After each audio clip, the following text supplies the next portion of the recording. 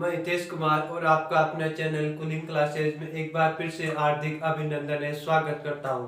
साथियों, हमने इससे पहले वाले वीडियो में देखा था वर्गमूल के बारे में। हमने देखा था वर्ग कैसे ज्ञात करना है, वर्गमूल कैसे ज्ञात करना है और वर्ग और वर्गमूल पे आधारित कुछ क्वेश्चनों की भी हमने इससे पहले वाले वीडियो में बात की थी।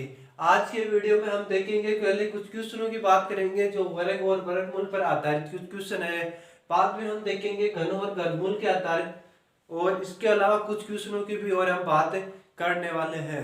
तो अब बिना किसी समय गवाए हम अपने वीडियो की ओर चलते हैं और आज के क्वेश्चनों की हम पहले बात करते हैं। तो साथियों, आज के वीडियो का हमारा जो पहला क्वेश्चन है, पहला क्वेश्चन हमें दे रखा है 14 प्लस 6√5 का वर्गमूल कितना होगा। साथियों, हमें एक संख्या दे रखी है 14 प्लस 6√5। हमें दे रखा है 14 प्लस 6√5 और इसका हमें साथियों वर्गमूल पूछा है। तो साथियों, वर्गमूल का मतलब होता है इसका हमें रूट निकालना है। वर्गमूल अर्थात इस संख्या का हमें क्या ज्ञात करना है, वर्गमूल ज्ञात करना है। ये संख्या दे रखी है और पूछा है वर्गमूल अर्थात इसका रूट ज्ञात करना है। तो साथियों, इसका वर्गमूल निकालने के लिए हम क्या करेंगे, इस संख्या को तोड़ेंगे। ये जो दो संख्या दे रखी है उसको हम तोड़ेंगे और इससे हम वर्गमूल अर्थात स्क्वायर के रूप में इस संख्या को बनाएंगे ताकि हम इस रूट को इजी वे में हटा सके। तो साथियों, इसको स्क्वायर रूप में बनाने के लिए जो हमारे पास जो संख्या है इसको हम a प्लस बी का whole square, a plus B का होल स्क्वायर हमारे पास होता है साथियों a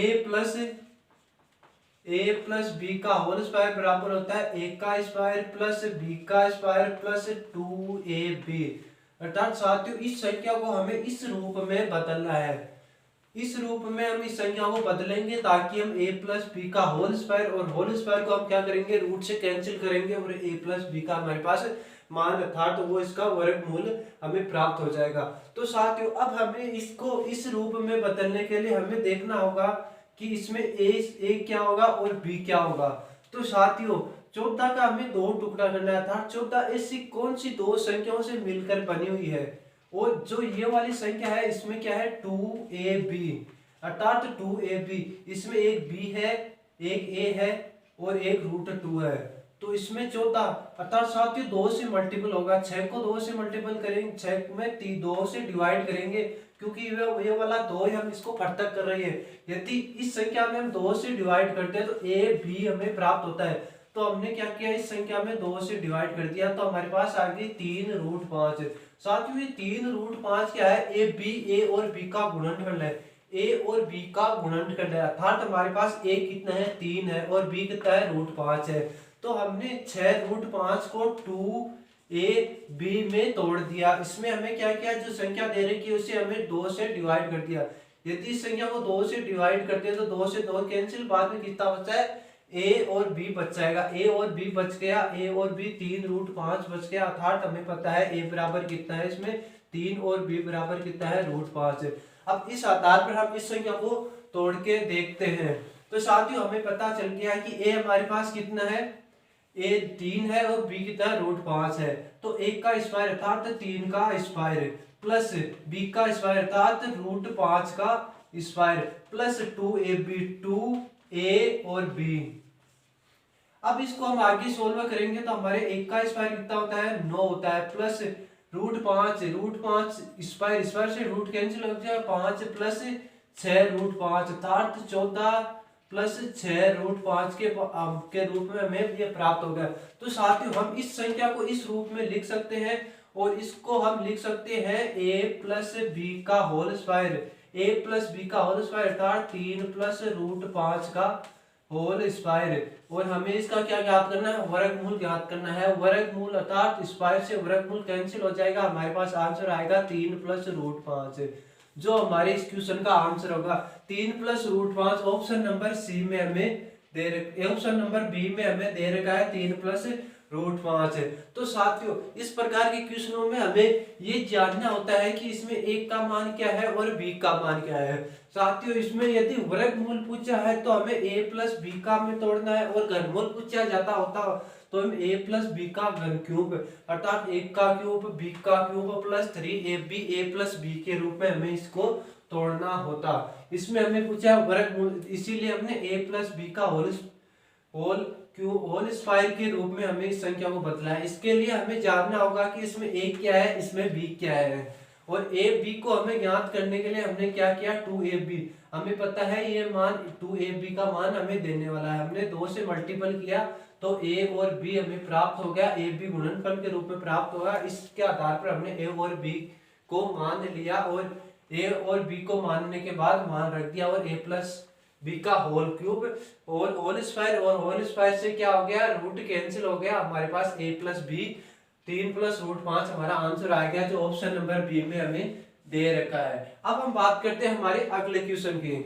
साथियों हमारा अगला क्वेश्चन है, हमारा अगले क्वेश्चन में दे रखा है एक संख्या दे रखी है, हमें संख्या दे रखी है 5808 को किस छोटी से छोटी संख्या से गुणा किया जाए ताकि वह पूर्ण वर्ग संख्या बन सके, वह पूर्ण वर्ग संख्या बन सके। साथ ही इस क्वेश्चन में पूर्ण वर्ग संख्या बन सके, पूर्ण वर्ग बनाया जा सके।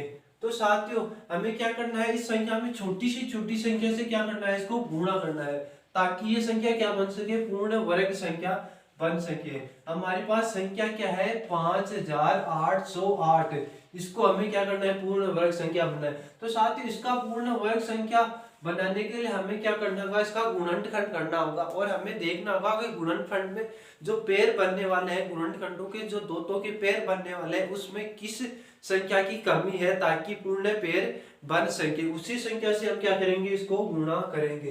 तो हम इससे क्या करेंगे, पहले सबसे छोटी अभाज्य संख्या से गुणा करेंगे। 2 से करने पर यह आ जाएगा 2, 1 और 9 बार जाएगा, फिर 0 उतारा, यहाँ पर भी भाग टूट रहा, 0 और 4 उतार दिया। फिर हम किसका देंगे, 2 का देंगे, 1 बार जाएगा, 4 बार जाएगा, 5 बार जाएगा, 2 बार जाएगा। फिर से हम इसमें किसका देंगे, 2 का देंगे, 7 बार जाएगा, 2 बार जाएगा और 6 बार जाएगा। फिर से 2 का जा रहा है तो हम फिर से 2 का देंगे, 3 बार जाएगा, 6 बार जाएगा और 3 बार जाएगा। अब साथ ही इसमें 2 का नहीं जा रहा है, अब हम इसमें 3 का देंगे, 3 का देने पर जाएगा 1 बार, 2 बार, 1 बार। फिर से 3 का क्या जा रहा है कि साथियों 4, इनका योग 4 है, इनका योग 4 है और 4 3 से विभाजित नहीं हो रहा है, अर्थात इस संख्या में 3 से अब विभाजित नहीं होगा, 4 से विभाजित नहीं होगा, 5 से नहीं होगा, 6 से, क्या ये 6 से विभाजित, 6 से भी नहीं हो रहा है, क्या 7 से विभाजित हो रहा है। 7 से विभाजित करने के लिए हमने क्या करना है, इकाई के अंक को दुगुना करके शेष संख्या में से क्या करना है, माइनस करना है, अर्थात 2, 12 में से 2 निकालेंगे 10, अर्थात ये संख्या 7 से भी विभाजित नहीं हो रही है। अब हम देखते हैं इसके अलावा किस संख्या से और विभाजित हो रही है साथियों, ये संख्या 7 से भी विभाजित नहीं हो रही। फिर 8 से 9 से साथियों ये संख्या 11 से विभाजित हो रही है। अब हम इस संख्या को किससे विभाजित करते हैं, इस संख्या को हम 11 से विभाजित करते हैं। 11 से विभाजित करेंगे, 11 से विभाजित करने पर 1 बार जाएगा, 11 बार जाएगा, फिर से 11 से विभाजित करने पर कंप्लीट बार चला गया। अब साथियों हमारे पास 2 के पेड़, देखो 2 के पेड़ बन रहा है, ये भी 2 का पेड़ बन रहा है, ये भी 11 का पेड़ बन रहा है, लेकिन 3 का पेड़ नहीं बन रहा है साथियों। अब हमें क्या करना है, इसमें 3 का पेड़ बनाने के लिए इस संख्या को किससे मल्टीपल करना पड़ेगा, 1 3 से मल्टीपल करना पड़ेगा, अर्थात 3 वह छोटी सी छोटी संख्या जिससे इस संख्या को गुणा करने पर यह क्या बन जाएगी, पूर्ण वर्ग संख्या बन जाएगी, जो ऑप्शन नंबर डी में हमें दे रखा है, ऑप्शन नंबर डी 3, अर्थात इस संख्या को 3 से गुणा करने पर यह पूर्ण वर्ग संख्या बन जाती है। अब साथ में हम बात करते हैं अपने अगले क्वेश्चन की। अगले क्वेश्चन में एक हमें संख्या दे रखी है और पूछा है कि वर्ग के अंकों की संख्या कितनी होगी। तो साथियों हमने देखा था इस प्रकार के क्वेश्चनों में किसी संख्या के वर्ग दे रखे और उसमें अंकों की संख्या पूछी है। साथियों हमने कल देखा था यदि इस प्रकार के क्वेश्चन में अंकों, यदि सम संख्या में अंक है और विषम संख्या में अंक है तो इसमें अंकों की संख्या में निकाली कल देखी थी। यदि सम संख्या में अंक है तो हमने क्या किया था, डायरेक्ट 2 से विभाजित किया था, और यदि विषम संख्या में अंक है, विषम विषम संख्या में अंक है तो उसमें प्लस 1 करके हमें 2 से विभाजित करना होता है। तो अब हम बात करते हैं इसमें सम संख्या में अंक है या विषम संख्या में अंक है। इसमें अंक है 1 2 3 4 5 6 7 8, साथ ही इसमें सम संख्या में अंक है। तो हमें क्या करना होगा, 8/2 अर्थात 4। इसमें वर्ग में अंकों की संख्या कितनी होगी, साथियों 4 होगी, जो ऑप्शन नंबर डी में दे रखा है। ये हमारा क्वेश्चन का आंसर होगा ऑप्शन नंबर डी, अर्थात इस संख्या में वर्ग में अंकों की संख्या कितनी होगी, 4 होगी। अंकों की संख्या कितनी होगी, हमें 4 प्राप्त होगी। अब बात करते हैं साथियों हम अपने अगले क्वेश्चन की। हमारा अगला क्वेश्चन है 205 में से कितनी संख्या घटाई जाए ताकि वह संख्या पूर्ण वर्ग संख्या में प्राप्त हो जाए। साथियों हमें पूछा है 205 में से वह कौन सी संख्या घटाई जाए ताकि ये क्या बन जाए, एक पूर्ण वर्ग संख्या बन जाए। साथियों इस प्रकार के क्वेश्चनों की भी हमने कल बात की थी। हमें इस प्रकार के क्वेश्चनों में देखा था वर्गमूल निकालना। साथियों जो विधि हमने देखी थी वर्गमूल निकालने की विधि, 205 के हम क्या करेंगे, वर्गमूल निकालने वाली विधि से इसका सॉल्यूशन करेंगे। वर्गमूल निकालने वाली विधि में हमने क्या किया था, दो संख्याओं के पेयर बनाए थे, पीछे से दो संख्याओं के पेयर बनाए थे। तो इसमें पीछे से दो संख्याओं के पेयर बनाए, बाद में ऐसी संख्या लेनी है जो या तो इसके बराबर हो, जिसका वर्ग या इससे छोटा हो। तो हमने पहले क्या लिया, 1 लिया, 1 का वर्ग होता है 1, ऊपर 1 लिख दिया। इन दोनों को जोड़ना है, इसको माइनस करना है, बाद में क्या करना है, पूरा पेड़ को ऐसे का ऐसा उतारना है। अब इसी संख्या से इसे गुणा करना है जो इससे या तो छोटी हो या इसके बराबर हो। तो साथियों यदि हम इसको 9 से गुणा करेंगे, यदि हम इसको 9 से गुणा कर दे तो ये बड़ा होता है, काफी बड़ा मान होता है। हमें इसे क्या करेंगे, 5 से गुणा करके देखते हैं। पहले 5 से गुणा करेंगे, 5 से गुणा करने पर यह भी बड़ा होता है, 25 5 होता है 125। इस संख्या को हम गुणा करेंगे 4 से, 4 से गुणा करने पर हमारे पास प्राप्त होता है 16 और 1 8 और 1 9, हमारे पास कितना प्राप्त हो गया, 96। अर्थात 4 4 और ऊपर भी हम कितना लिखेंगे, 4 लिखेंगे। यहाँ पे कितना लिखेंगे, 96। इस साइड में हमें क्या करना है, प्लस करना है, और इस साइड में हमें क्या करना है, माइनस करना है। इस साइड में हमें क्या करना है, माइनस करना है। अब 15 में से 6 निकालने पर कितना बचेगा, 9 बचेगा। साथियों इसमें शेषफल कितना बच गया, 9 बच गया। इसमें शेषफल कितना बच गया, 9 शेषफल बच गया। तो साथियों अब हमें पूछा क्या है कि इसमें कौन सी संख्या घटाई जाए ताकि ये संख्या क्या बने, पूर्ण वर्ग संख्या बने। इसमें हमारे पास शेषफल बचा है 9, अर्थात यदि 205 में से हम 9 घटा दें तो हमारे पास जो संख्या प्राप्त होती है वो एक पूर्ण वर्ग संख्या प्राप्त होती है। और वो किसका पूर्ण वर्ग होती है, वो चौथा का पूर्ण वर्ग होती है। यदि इसमें से 9 माइनस कर दे तो हमारे पास आता है 196, अर्थात 196 चौथा का क्या है, पूर्ण वर्ग है। यही हमें पूछा है कि वो कौन सी संख्या घटाई जाएगी, अर्थात इसमें से हम क्या घटाएंगे, 9 घटाएंगे। 205 में से 9 घटाने पर ये एक अपने आप में क्या होगी, वो पूर्ण संख्या होगी। या इस क्वेश्चन को ऐसे भी पूछ सकता है कि 205 में से वह छोटी से छोटी संख्या कौन सी है जिसे घटाने पर यह पूर्ण वर्ग संख्या बन सके। तो साथियों 9 वह छोटी से छोटी संख्या है जिसे 205 में से घटाने पर पूर्ण वर्ग संख्या बन जाती है। और किसका पूर्ण वर्ग बनेगी, चौथा का ये पूर्ण वर्ग बनेगी। अब साथियों हम बात करते हैं घन निकालने की। साथियों हम देखते हैं घन क्या है, घनमूल कैसे निकाला जाता है और घनमूल में इकाई का अंक क्या होता है। जैसे हमने वर्ग में देखा था साथियों, वर्ग में हमने इकाई के अंक की बात की थी। साथियों हमने वर्ग में इकाई के अंक की बात की थी, देखा था कि यदि 0 हो तो इकाई का अंक क्या होता है, वर्गमूल में संख्या में इकाई का अंक और वर्ग में इकाई के अंक की हमने कल बात की थी। यदि 0 में संख्या में 0 हो तो वर्ग में भी इकाई का अंक क्या होता है, 0 होता है। यदि 1 हो तो भी 1 होता है। 1 के अलावा 9 हो तो भी इकाई का अंक वर्ग में क्या होता है, 1 ही होता है। इसी प्रकार 2 और 8 हो, संख्या में इकाई का अंक 2 और 8 हो तो वर्ग में इकाई का अंक कितना होता है, 4 होता है। यदि 3 और 7 हो, 3 और 7 हो तो वर्ग में इकाई का अंक कितना होता है, 9 होता है। इसी प्रकार 4 और 6 की बात करें, संख्या के में इकाई का अंक 4 और 6 हो तो वर्ग में इकाई का अंक कितना होता है, 6 होता है। साथियों यदि 5 हो संख्या में इकाई का अंक तो वर्ग में इकाई का अंक भी हमें 5 प्राप्त होता है। तो साथियों जिस संख्या के वर्ग में 0 1 4 5 6 और 9 हो तो उसका पूर्ण वर्ग संभव है। इसके अलावा हम बात कर रहे हैं 2 3 8 और 7। यदि इकाई का अंक हमारे पास ये संख्याएं है वर्गमूल में तो उसका पूर्ण वर्ग साथियों संभव नहीं है। इस आधार पर भी हम ये बता सकते हैं कि किसी संख्या का पूर्ण वर्ग संभव है या नहीं है। यदि किसी संख्या में इकाई का अंक 2 3 8 और 7 है तो उसका पूर्ण वर्ग संभव नहीं है। लेकिन साथियों इसके विपरीत की हम बात करें कि 0 1 4 9 6 और 5 हो उसका पूर्ण वर्ग होना संभव, यह हमेशा आवश्यक नहीं है कि इकाई का अंक यह संख्या हो और उसका पूर्ण वर्ग हो। लेकिन इसका विपरीत यदि इकाई का अंक 2 3 8 7 है तो उन संख्या का पूर्ण वर्ग निकालना संभव नहीं है। और इसके विपरीत अर्थात अपवाद में बात करें कि यदि इकाई का अंक 0 1 4 9 6 5 हो तो ये आवश्यक नहीं है कि उसका पूर्ण वर्ग ही निकाला जाए, उसका संभव है कि उस संख्याओं का पूर्ण वर्ग संख्या निकाली जाती है लेकिन अनिवार्य नहीं है साथियों। अब हम बात करते हैं घन और घनमूल की साथियों। ये जो हमने कल जो टॉपिक पढ़ा था उसके आधारित हमने कुछ क्वेश्चनों की आज बात की है साथियों। अब हम बात करते हैं घन। पहले तो हम बात करते हैं साथियों घन क्या है।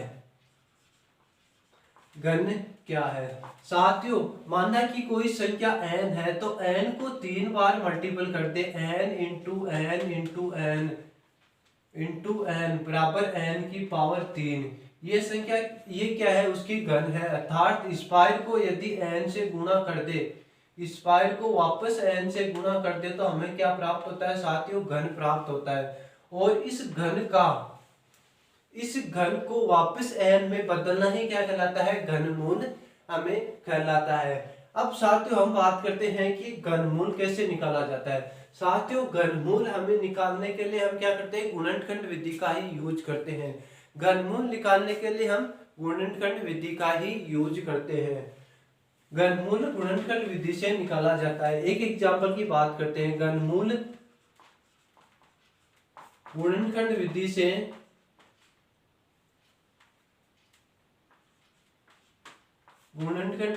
निकाला जाता है। विधि से निकाला जाता है।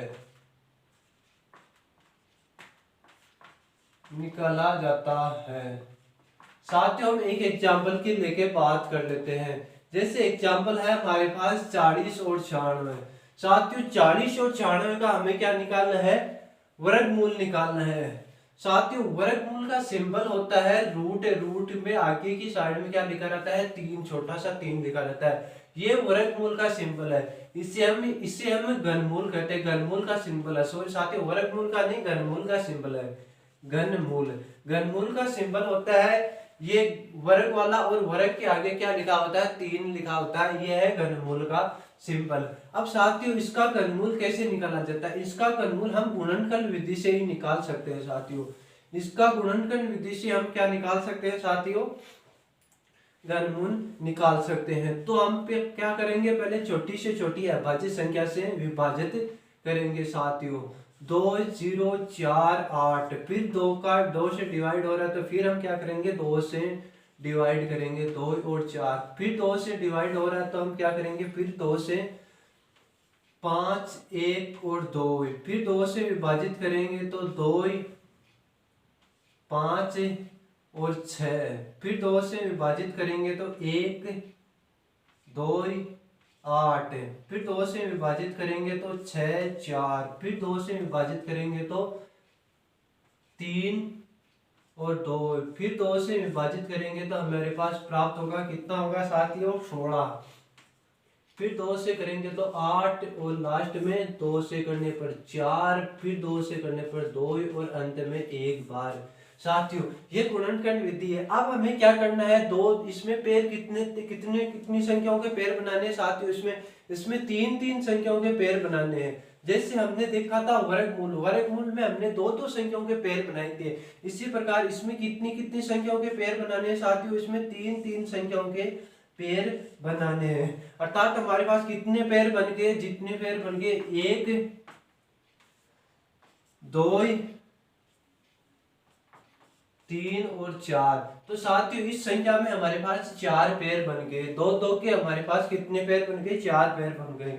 और साथियों घनमूल में हमें पेयर कितनी कितनी संख्याओं के बनाने हैं? 3 3 संख्याओं के हमें पेयर बनाने हैं। तो साथियों 2 दूनी 4, 8 और 16 अर्थात साथियों ये किसका है? 16 का घनमूल है। ये संख्या अर्थात 40 96 4994 कितने का? 16 का क्या है? वर्गमूल है। इस प्रकार हम निकाल सकते हैं साथियों, वर्गमूल निकाल सकते हैं। अब यदि हमें इस क्वेश्चन में पूछा जाता है कि कोई संख्या दी जाए, जैसे हम क्वेश्चन की बात करते हैं साथियों, हमारा क्वेश्चन है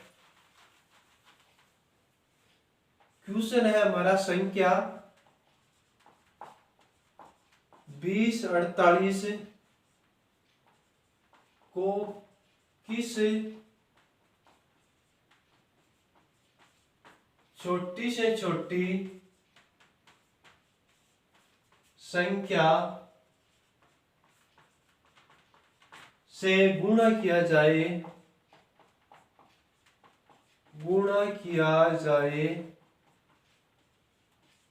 ताकि बनने वाली संख्या पूर्ण घन हो। पूर्ण क्या हो? घन संख्या हो।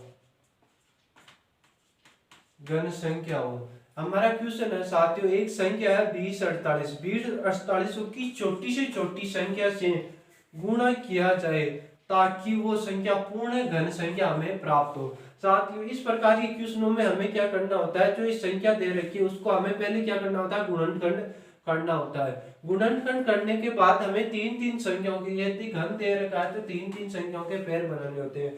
जैसे साथियों हमने इस संख्या का गुणनखंड कर दिया, बाद में हमने 3 3 संख्याओं के पेयर बना लिए। ये 3 संख्या का बन गया, ये 3 का बन गया, ये 3 का बन गया। लेकिन ये संख्या 3 का पेयर नहीं बन रहा है, इसमें 2 ही संख्या आ रही है, 2। अर्थात इसको 3 का पेयर बनाने के लिए हमें क्या करना होगा? 1 2 से गुणा और करना पड़ेगा। अर्थात साथियों यदि इस संख्या को 2 से गुणा कर दिया जाता है तो यहाँ पे ये 3 का पेयर कंप्लीट हो जाएगी और ये संख्या पूर्ण क्या हो जाएगी? पूर्ण वर्ग संख्या, पूर्ण घन संख्या के रूप में हम इस संख्या को बाद में बोल सकते हैं। इस संख्या को 2 से गुणा करने पर, अर्थात 2 वह छोटी से छोटी संख्या है जिससे इस संख्या को गुणा करने पर ये क्या पूर्ण घन के रूप में हमें प्राप्त हो जाती है। अब साथियों हम कुछ क्वेश्चनों की और बात कर लेते हैं जो वर्ग और घन पे आधारित है या फिर a प्लस बी के फॉर्मूले पर कुछ आधारित, अलजेब्रा पर आधारित कुछ क्वेश्चनों की हम बात और कर लेते हैं, जिसमें हम कुछ मानेंगे, कुछ अलजेब्रा के आधार पर हम क्वेश्चनों की बात करेंगे। तो साथियों हम क्वेश्चन की बात कर लेते हैं कि यदि दो संख्याओं का योग, क्वेश्चन है हमारे पास, यदि दो संख्याओं का योग 3 है तथा इनके वर्गों का योग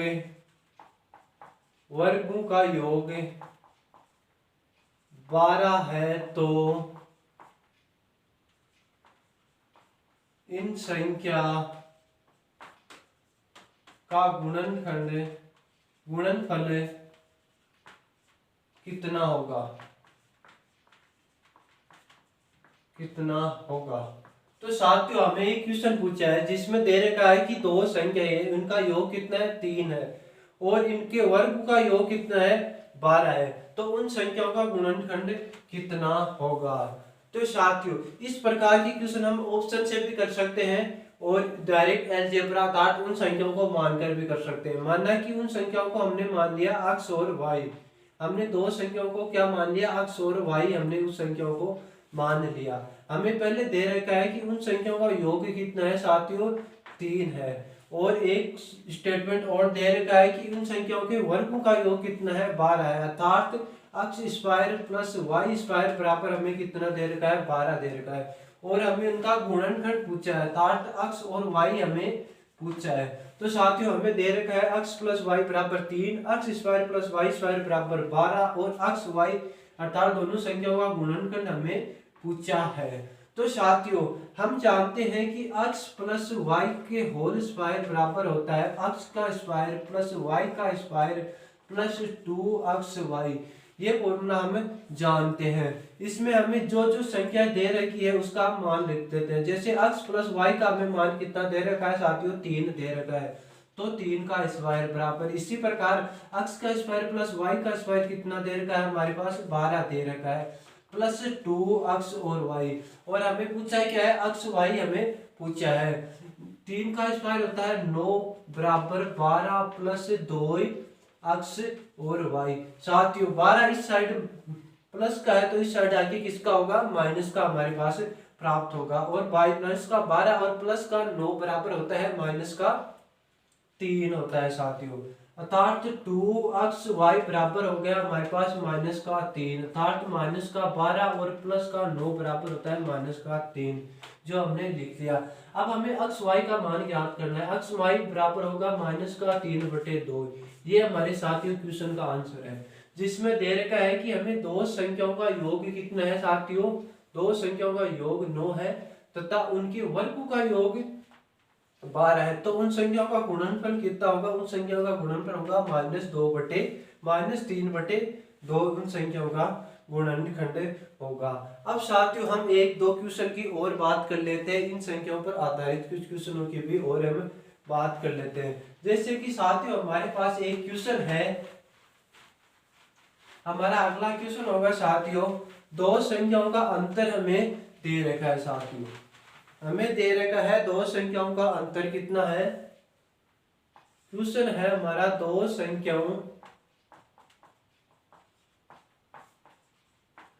संख्याओं का अंतर हमें दे रखा है 3 तथा इनके वर्गों का अंतर तथा इन संख्याओं के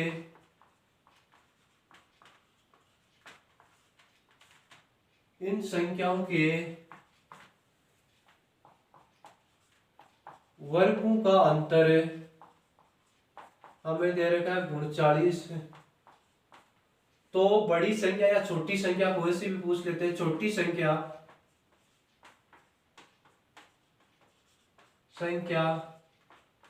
ज्ञात करो।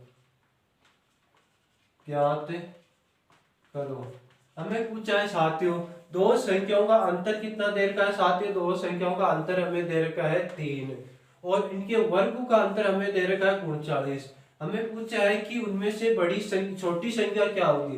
साथियों यहाँ पे छोटी संख्या, बड़ी संख्या या दोनों संख्या भी हमें पूछ सकता है। तो साथियों हमें दे रखा है दो स्टेटमेंट दे रखा है, एक तो दे रखा है उनका अंतर दे रखा है, अर्थात हमने वो दो संख्या a और b मान लेते हैं साथियों। हमें दे रखा है a माइनस बी बराबर 3 है और हमें दे रखा है वर्गों का अंतर 39 है। उन संख्याओं के वर्गों का अंतर अर्थात a का स्क्वायर माइनस b का स्क्वायर बराबर हमें कितना दे रखा है, 39 हमें दे रखा है। और हमें क्या पूछी है, छोटी संख्या पूछी है। तो साथियों इसमें छोटी संख्या क्या है, b है, क्योंकि हमने a माइनस बी किया है जो हमें प्लस का मान प्राप्त हुआ है, अर्थात हमने छोटी संख्या b पूछी है। बड़ी संख्या पूछी होती तो a पूछा है। हम साथियों इसमें दोनों संख्या ही ज्ञात करेंगे। अब हमें पता है कि साथियों a का स्क्वायर प्लस b के स्क्वायर को हम लिख सकते हैं, a का स्क्वायर माइनस b के स्क्वायर को हम लिख सकते हैं a प्लस बी और a माइनस बी के रूप में हम लिख सकते हैं। और हमें दे रखा है इसके बराबर हमें कितना दे रखा है, 39 दे रखा है। साथियों हमें पता है a माइनस बी जो क्वेश्चन में हमें दे रखा है कितना, 3 है। a प्लस बी 3 इंटू 3 बराबर हमें 39 दे रखा है। 3 को इस साइड गुणा में तो उस साइड में इसमें ले जाएंगे, भाग में ले जाएंगे, अर्थात a प्लस बी बराबर हमारे पास प्राप्त हो जाएगा 1 और 3 13, हमारे पास a प्लस बी प्राप्त हो जाएगा। और a माइनस बी अर्थात समीकरण 1 इसको मान लेते हैं और समीकरण 2 इसको मान लेते हैं। अब समीकरण 1 माइनस 2 करने पर, समीकरण 1 माइनस समीकरण 2 करने पर साथियों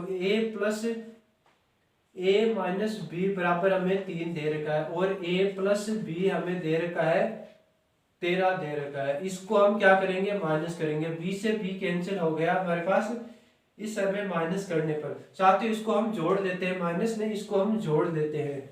इसको हम जोड़ देते हैं, जोड़ने पर ये माइनस का है ये प्लस का है, तो बी से बी कैंसिल हो गया।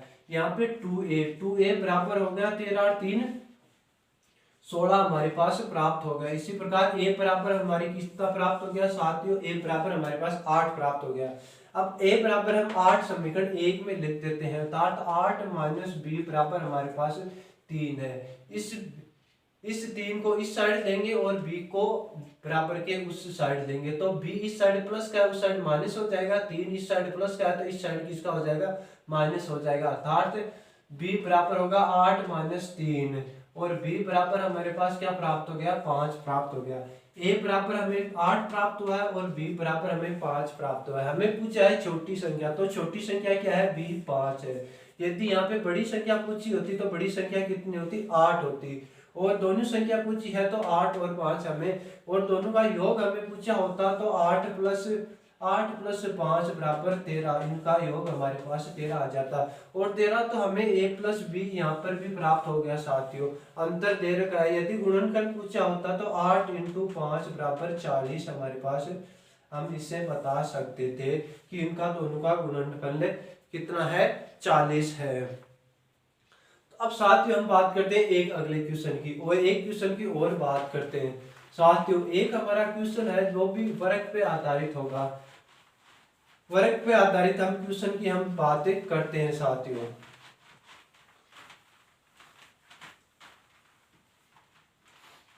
साथियों हमारा अगला क्वेश्चन होगा दो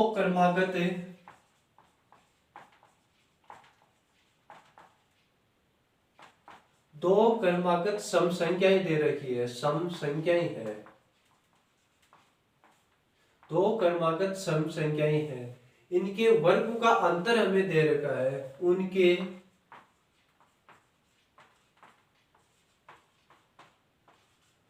वर्गों का अंतर हमें दे रखा है। दो क्रमागत सम संख्या है, उनका वर्गों का अंतर 84 है, तो वो संख्या क्या होगी, तो वो संख्याएं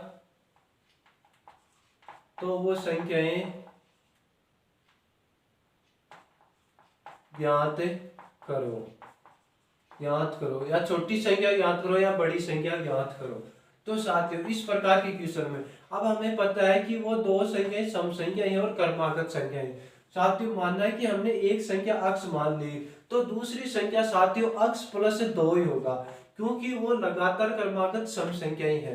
तो लगातार क्रमागत सम संख्याएं है तो उसमें 2 जुड़ने वाला है, अर्थात साथियों यदि पहली संख्या हमने अक्ष मानी है तो दूसरी संख्या में 2 जुड़ेंगे, क्योंकि क्रमागत सब संख्या में 2 के गैप पर आती है, इन दोनों के बीच में एक संख्या विषम संख्या और आएगी, अर्थात अक्ष प्लस 1 करने पर यह तो हमारे पास विषम संख्या प्राप्त होती है, विषम संख्या प्राप्त होती है। यदि अक्ष सम संख्या है इसमें 1 जोड़ने पर हमें विषम संख्या प्राप्त होती है, पर क्वेश्चन में हमें दे रखा है वो क्रमागत क्या है, दोनों सम संख्याएं हैं। साथियों ये इसमें एक टेक्निकल पॉइंट है कि इसमें जो संख्या हमें माननी है वो संख्या एक अक्ष माननी है और दूसरी अक्ष प्लस 2 माननी है। यदि यहाँ पे अक्ष और अक्ष प्लस 1 वो संख्या मान ली तो ये तो सम है, ये विषम हो जाएगी, अर्थात ये क्वेश्चन यहाँ पे गलत हो जाएगा। तो साथियों इस टेक्निकल पॉइंट का ध्यान रखना कि दो क्रमागत सम संख्याओं में हमें क्या करना होता है, हमेशा 2 प्लस करना होता है। अब हम बात करते हैं आगे हमें क्वेश्चन में क्या दे रखा है। क्वेश्चन हमें दे रखा है उनके वर्गों का अंतर हमें दे रखा है।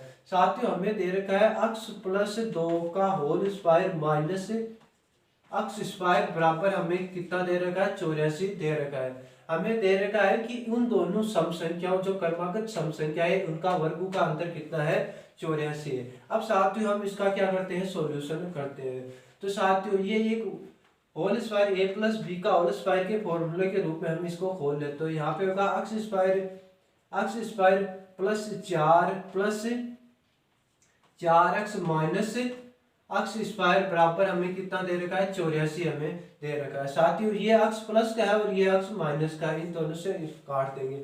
अब साथियों इन दोनों में हम क्या करेंगे 4 कॉमन ले लेंगे। 4 कॉमन लेने पर हमारे पास प्राप्त होता है 1 प्लस अक्ष बराबर 84। साथियों इस साइड ये 4 गुणा में तो इस साइड किस में चला जाएगा, ये भाग में चला जाएगा। 84/4 हमारे पास प्राप्त हो गया। 1 प्लस अक्स बराबर हमारे 84/4 का मतलब होता है 21 साथियों। 84/4, 84/4 का मतलब होता है 21। अब हमें अक्स बराबर इस साइड प्लस का है तो उस साइड माइनस का हो जाएगा, अर्थात अक्स बराबर 20 हमारे पास प्राप्त हो गया। अब साथियों हमें पूछा है कि वो सम संख्याएं क्या है, वो लगातार दो सम संख्याएं क्या है। तो साथियों एक सम संख्या तो कितनी है, 20 है, जो हमने अक्स मानी थी, और दूसरी सम संख्या क्या है साथियों, 22 है, अक्स प्लस 2 है। साथियों इस क्वेश्चन को हम एक ट्रिक के माध्यम से भी कर सकते हैं। इस क्वेश्चन को साथियों हम एक ट्रिक के माध्यम से भी कर सकते हैं।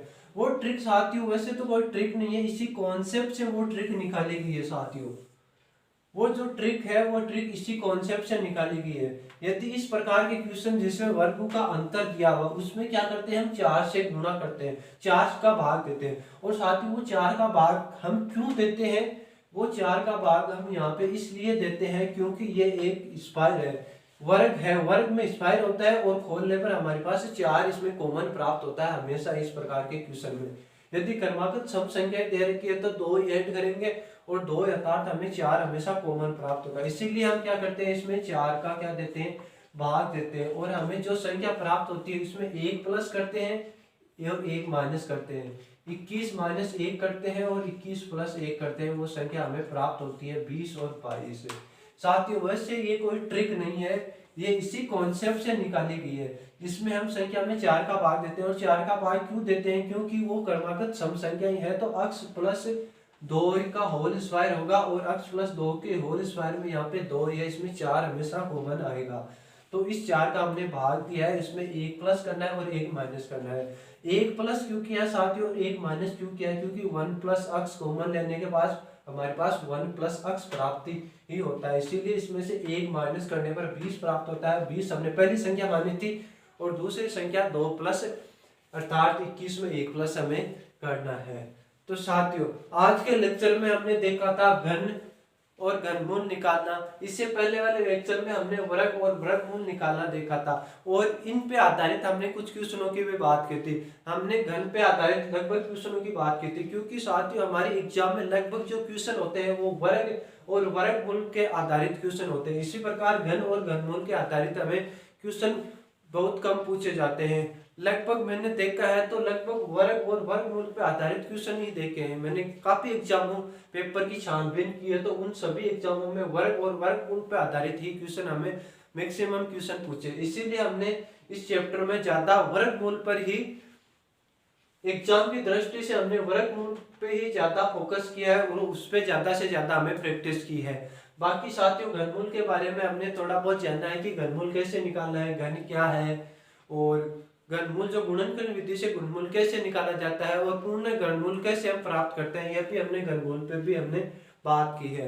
तो साथियों हमारा टॉपिक है वर्ग और वर्गमूल के आधारित, हमने कॉन्सेप्ट और क्वेश्चनों की बात कर ली। अब मिलते हैं हम अगले वीडियो में एक नए टॉपिक के साथ। जब तक के लिए साथियों आप किए इस टॉपिक की अधिक से अधिक साथियों प्रैक्टिस करना, क्योंकि जितना आप प्रैक्टिस करोगे उतना ही ये टॉपिक ज्यादा समझने आने वाला है। और यदि प्रैक्टिस आपने नहीं की तो ये टॉपिक पढ़ा बिना पढ़ा हो जाएगा, क्योंकि विदाउट प्रैक्टिस से मैथ का, गणित का कोई मतलब नहीं है। आप 1 या 2 दिन आपको ये कॉन्सेप्ट याद रहेंगे, और 1-2 दिन बाद आप इन कॉन्सेप्टों को भूल जाएंगे यदि आपने बराबर प्रैक्टिस नहीं की है तो। अब साथियों हमें दीजिए इजाजत, हम मिलते हैं एक नए वीडियो में नए टॉपिक के साथ। नमस्कार साथियों।